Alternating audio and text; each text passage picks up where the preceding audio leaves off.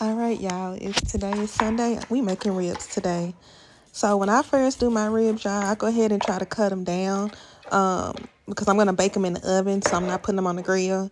So I start cutting down my ribs, and then I make sure that I pull that membrane off, y'all.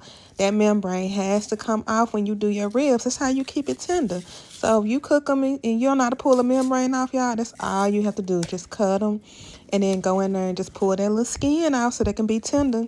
Then I put my ribs in a bowl, and I'm going to put some water in there because I'm going to clean my ribs with vinegar and rinse them out. So just put a little cold water in a bowl and then pour you some vinegar on there. Or you can use lemons. I didn't have any lemons, so I definitely used some vinegar. You don't need that much because you ain't trying to cook your meat with no vinegar. You don't want it all vinegary. We do this to clean the meat. So, and then I am one of those that clean as I cook, y'all. I clean as I go. I cannot stand my kitchen being nasty. Do y'all clean as y'all go? Or do y'all just wait till y'all get done cooking and then clean everything at once? But me, yeah, I'm gonna wash them. I'm gonna wash them dishes. Try to little dishes as possible. All right, now y'all see all that? I finna spill a little water, y'all. I cleaned it up. Y'all see all that little gook that come off them ribs? So I pour them back in the sink, and then I'm gonna clean my bowl back out because I'm gonna put my cleaned my ribs in there after I rinse them off again. So again, y'all, I clean as I go. I'm not gonna use a bunch of dishes if I don't have to. I'm gonna use the same dishes that I'm using to get my food ready. So I'm gonna give my ribs another little rinse just to make sure I get the rest of that little gook off and the vinegar that they were sitting in. Just give them a little rinse, toss them in the bowl. That's all you gotta do. See, it ain't that hard to clean on meat. I don't understand people not rinsing their meat off when they cook it, but I guess that's them. You love it, I like it, whatever the case may be. All right, so I went ahead and sprayed my sink back down, y'all, with some Clorox spray because I just had that raw meat in that sink, so I'm gonna wipe my sink on down. Now, do I do this every single time? Sometimes not. It just depends on how much food I'm cooking, if I'm in a rush. But I do clean up when I'm done.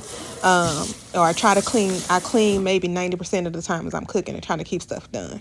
But anyway, so let's hit this meat season. So I got some adobo and put it on there. And yes, y'all, I use my hands. My hands be clean. I do not understand the obsession with putting on gloves. I want to feel my seasoning. Look at that onion powder going on there. Yeah, I want to mix it with love. I know my bare hands is with love. Go ahead and put that black pepper on there. And you don't have to over season your food just for it to have flavor. But I like to taste my food. So I put just enough seasoning because I'm going to cook around these parts. Now I got a little smoked paprika. And did y'all know I learned in my grown age that smoked paprika ain't nothing but dried bell peppers? But not, teachers, I learned something new.